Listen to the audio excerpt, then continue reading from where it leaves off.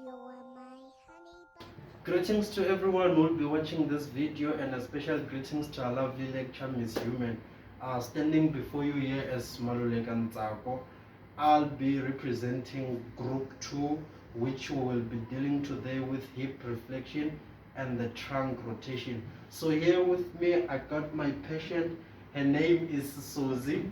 Well, I didn't steal the name from Miss Human. They just have same names. I got my patient here. Her name is Susie, as I said. So we are going to start with the knee flexion. Note this: as a physiotherapy student or a physiotherapist, when doing any techniques before touching the baby, one must at least wear their gloves or their hands must be sanitized. I've already sanitized my hands, so now I'm going to touch Susie. So we're going to continue with hip flexion. So with hip flexion, the baby must be in a supine position facing upward, and then the legs must be stretched outwards. So one more thing, the baby must actually be in a comfortable surface so that they may participate in every technique that is done on them, and then the whole process will be simple. So now we start with the hip flexion. So as a physiotherapy student, we take the knees to be towards the body,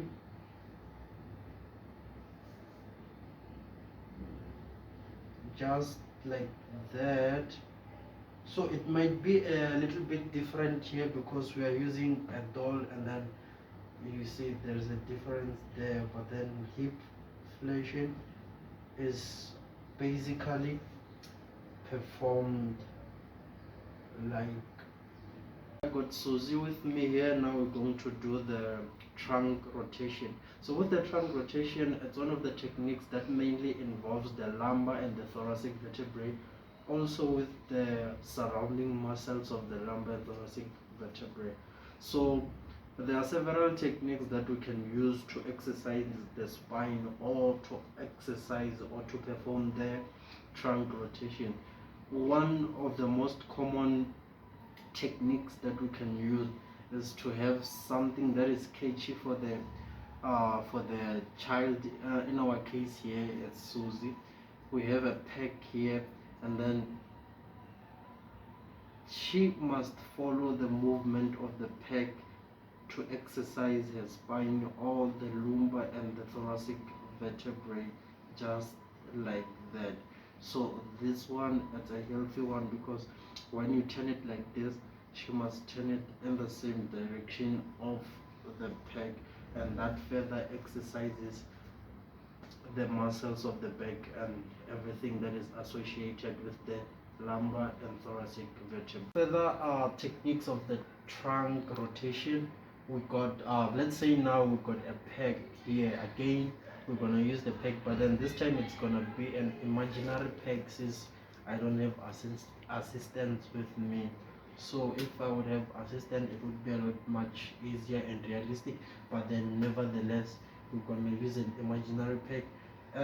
Same as we did on the previous technique, we're gonna use an imaginary peg, and then now the peg is going up, and then the baby will respond in a positive direction or in a positive manner, whereby she will want to go where the peg is going, and then by so doing it will be exercising the muscle of the vertebrae, or it will be completing the trunk rotation technique, whereby the baby will be in response of the stimulus of the peg as she goes up and down of the imaginary peg. Well, this is one of the other ways whereby we can use to do the trunk rotation technique.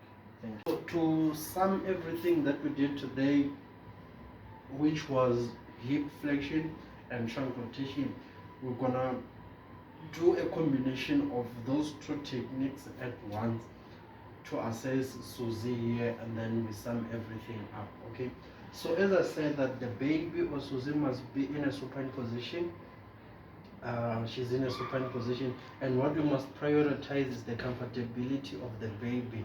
So she must be in a very comfortable place so that she might be free during the techniques.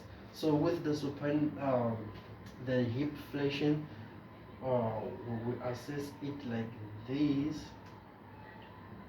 I'm sure you can see we assess it like this, and then after doing the reflection, just tint the baby a little bit and make sure that there is a rotation, or there is trunk rotation at the back here. We do it like this and we bring the baby back, and then we extend the leg and we do it on the other side. This is hip flexion, and then trunk rotation again, and then we done. So that sums it for today, and then the rest of information you will find it on the slides.